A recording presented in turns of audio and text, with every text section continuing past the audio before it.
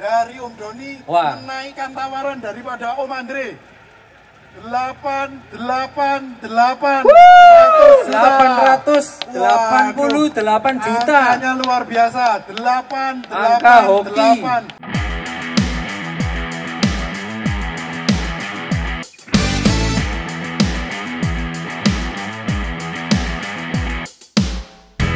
Hai Lovers, kali ini kita dapat kesempatan spesial banget buat ngobrolin VW yang unik karena VW ini adalah VW terpanjang di dunia loh. Dalam lelang di acara Charity Heritage Car, mobil ini laku senilai dengan 888 juta rupiah. Tonton seluruh videonya ya, kita bakal bahas rahasia ownernya. Kok bisa sih sampai build VW sekeren ini?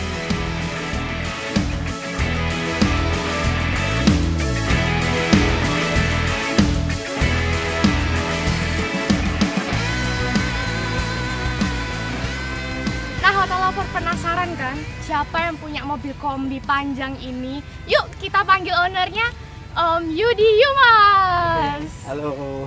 Halo. Oke, terima kasih. Halo. Ini boleh ceritain sedikit nggak nih dari VW Kombi Dakota ya ini? Iya. Kira-kira tahun berapa? Jadi ini basicnya dari kombi Brasil sebenarnya, tahun 1981. Kemudian dikonvert jadi replika Dakota. Dakota ini tahun 1963. Jadi ini dituakan. Di face off. Kemudian setelah kita face off, ini kita panjangin yang aslinya 4,3 meter. Sekarang ini panjangnya jadi 7,4 meter. Jadi penambahannya hampir kurang lebih 3 meter. Penambahannya total. Gitu. Nah, kan ini awalnya tadi Bapak bilangnya pendek ya, Om. Iya, betul. Pendek nih. Iya. Nah, apa inspirasi Om buat mobil VW Kombi ini jadinya panjang? Oke. Jadi sebelumnya saya sudah pernah bikin kombi terpanjang Indonesia di tahun 2009. Waktu itu panjangnya sekitar 6,5 meter. Kemudian setelah kita bikin yang 6,5 meter, mobil itu kan laku. Nah, ada tantangan lagi untuk memecahkan rekor yang sudah terdahulu, yang sudah pernah kita bikin tahun 2009. Di 2015 saya bikin kombi yang jauh lebih panjang dibanding yang sebelumnya. Jadi ada motivasi untuk memecahkan rekor sendiri sih sebenarnya bikin kombi ini. Gitu. Jadi memang kalau kombi limousine ini didesain memang untuk untuk party, untuk disewakan wedding. Jadi kita desain dalamnya ini kesannya memang luxurious, kesan mewah yang kita tampilkan untuk mobil limousine ini. Jadi pernah dibawa jalan ini? Oh iya pernah. Disewa untuk wedding, exhibition. Sering sih kalau mobil-mobil ini. Paling jauh kemana nih? Kalau kita kemarin terakhir ke kota Tegal. Ke Tegal? Iya ke Tegal, dari Semarang ke Tegal. Muat berapa orang nih? Kalau kapasitas di dalam ini, di belakang bisa 12 orang. 12 orang, di depan cuma 1 orang driver, 1 orang penumpang lah.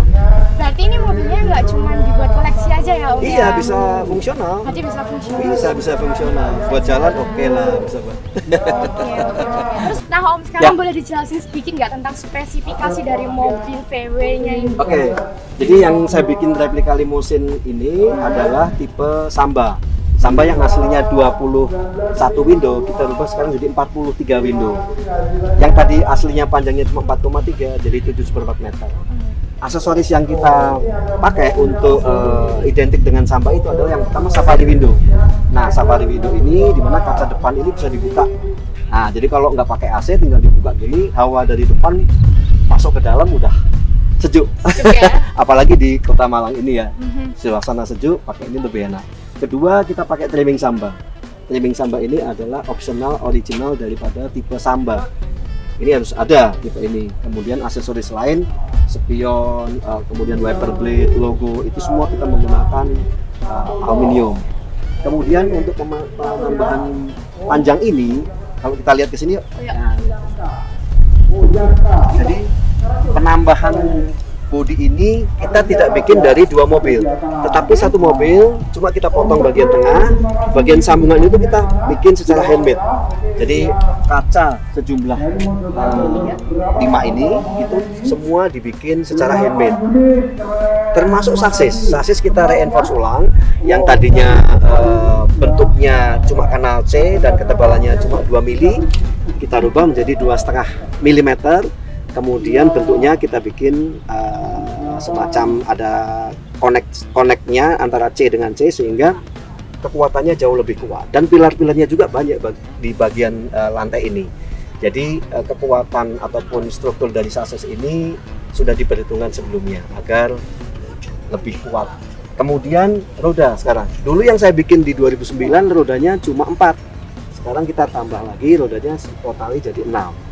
Ini untuk membuat kestabilan mobil ini jauh lebih bagus. Nah, mesinnya juga, kalau mesinnya aslinya kan cuma 1600 cc, kita rubah sekarang sudah hampir 2000 cc untuk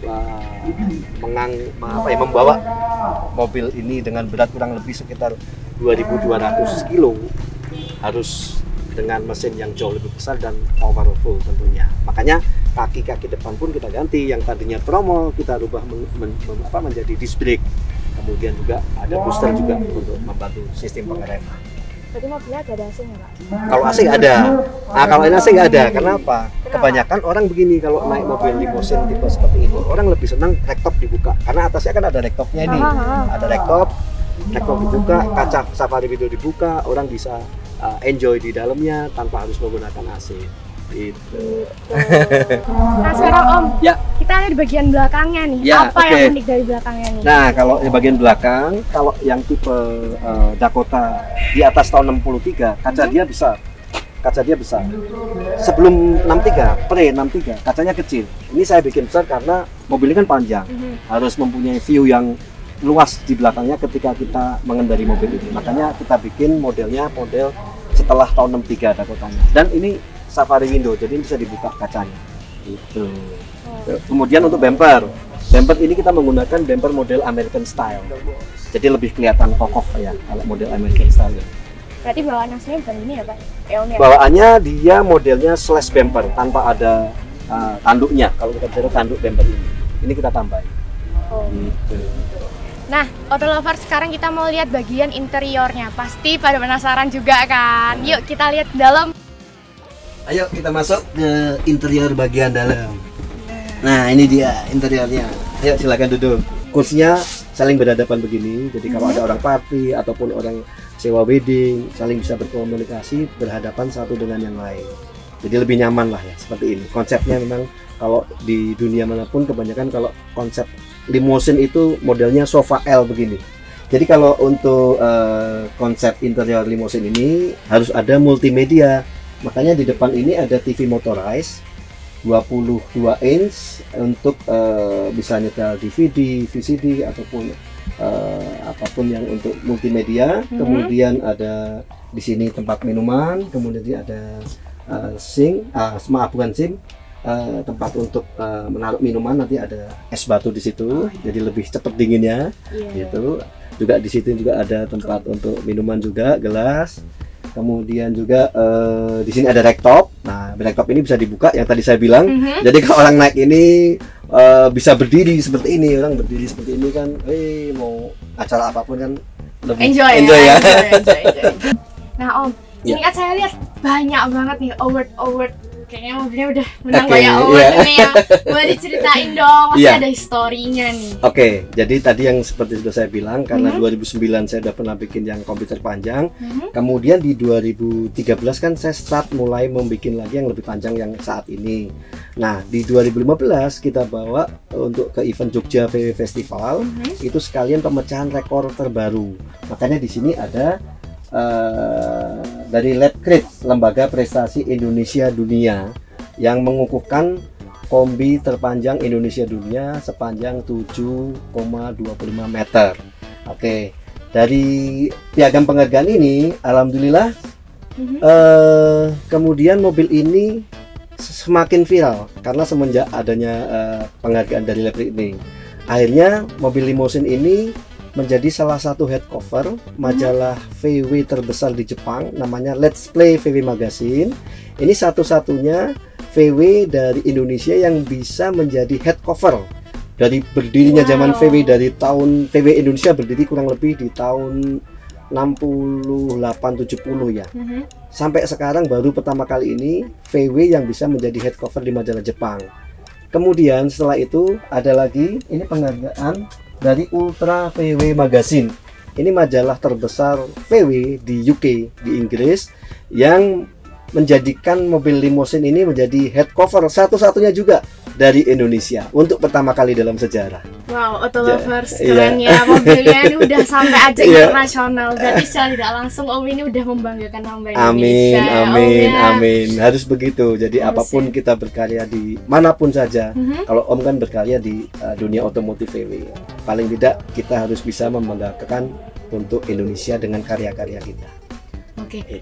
Nah Om, saya nyari tentang Om nih sedikit ya. Om ini kan pemilik bengkel Yumus ya. Yes, betul. Di Semarang. Di Semarang, saya di Semarang. Nah, kalau saya baca tuh Om berawal dari hobi ya. Terus bisa sampai jadi bengkel yang bagus itu, bisa sampai jadi pemasukan utama buat Om ya. Iya, boleh diceritain nih Om dari nol sampai sekarang ini sampai dikenal, sampai bisa masuk internasional itu. Jadi awalnya sebenarnya kalau kita memulai hobi ini karena dari passion. Saya dari kuliah sebenarnya awal mula senang VW itu kuliah semester 2. Waktu itu lihat di pameran VW, cuma waktu itu kan saya nggak punya uang, dengan dari finansial tidak memungkinkan. Akhirnya waktu itu saya punya sepeda motor, cerita awalnya saya jual lah sepeda motor itu, kemudian beli VW kodok, jelek banget kondisinya, kondisinya hancur banget. Saya jual tapi nggak sepengetahuan dari orang tua. Nah, waktu itu setelah saya beli VW, orang tua saya marah. Karena gini, image-nya di tahun 91 itu kan banyak sekali kejadian VW terbakar. Kedua, banyak sekali image bahwasanya VW ini boros dan lain-lain lah. Jadi susah spare part dan lain. Akhirnya saya selama kurang lebih 3-4 bulan saya benerin sendiri mobil itu dari bengkel ke bengkel. Yang saya beli tadi itu. Saya jual lah karena dari orang tua kan tidak setuju awalnya. Kemudian setelah saya jual dengan modal waktu itu sekitar 3 juta plus restorasi sekitar 1,5, modal kan 4,5. Saya jual di luar dugaan lakunya 10 juta. Wow. Nah, kaget saya waktu itu. Ternyata dengan hobi kita bisa menghasilkan sesuatu yang lebih dari situ. Saya sampaikan ke orang tua, dan orang tua yang tadinya menentang, wah pokoknya kamu nggak boleh bla bla bla.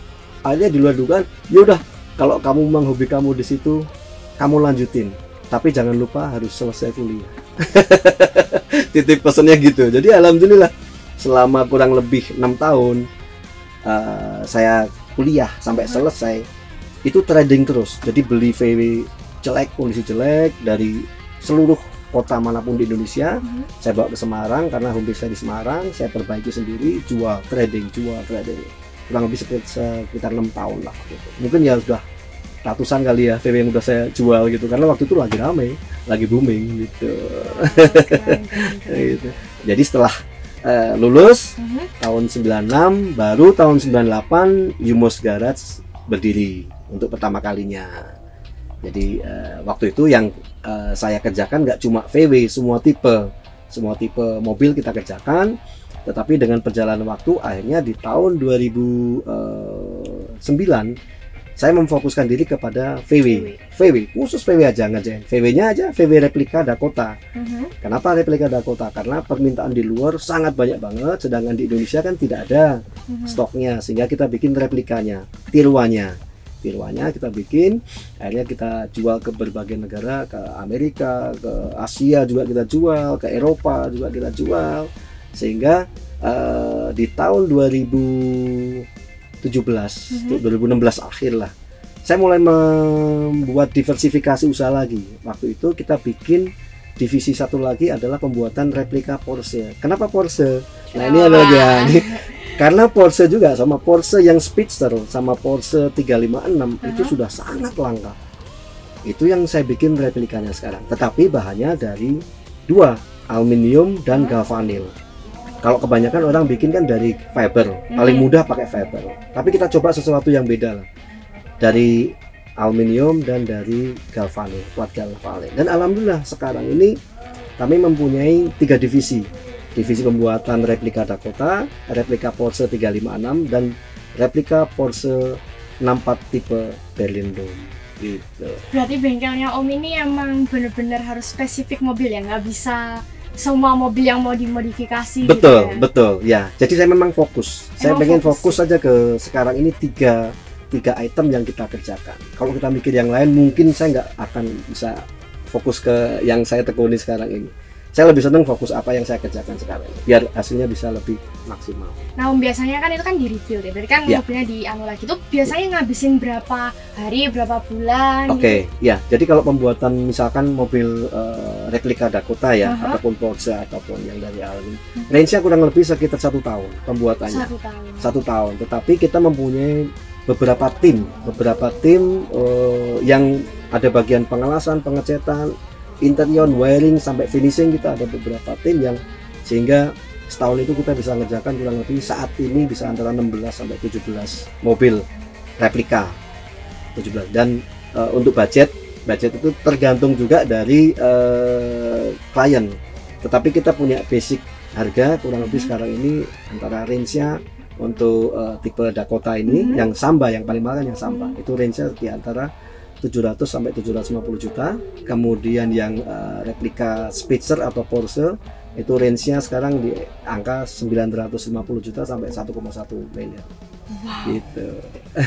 Karena di Om itu berarti kan orang-orang ini kan itu ya. Apakah Om itu punya mungkin contohnya atau Om bisa ngasih ide ke kliennya Om? Oh, saya punya ide Pak seperti ini gitu. Apakah ada Pak? Atau semuanya full dari kliennya Om? Nah, ini gini, kalau pembuatan replika pertama kali Dakota, orang kan masih bingung, apa sih replika Dakota? Itu harus bikin contoh satu, sampel.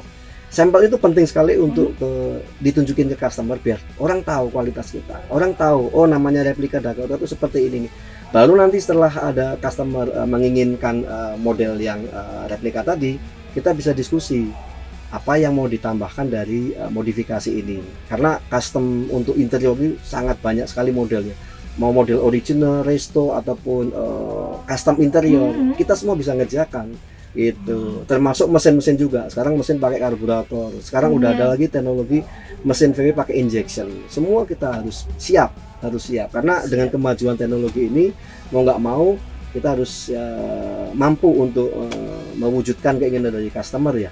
Semua ide ini kan terus berkembang, teknologi, semua teknologi juga berkembang.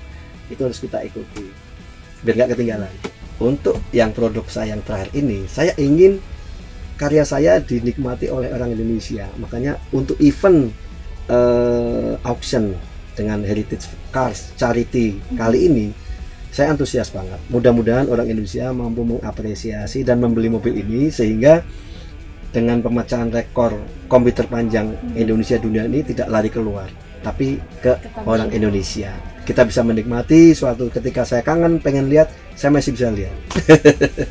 Satu mobil itu kalau Om udah rebuild gini itu biasanya dibeli dengan harga berapa Om?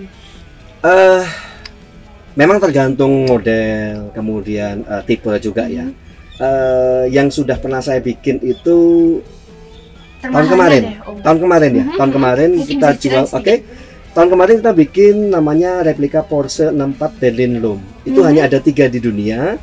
Kebetulan kita bikin yang keempat, replika ini bahannya dari aluminium. Itu kemarin laku ke Jerman.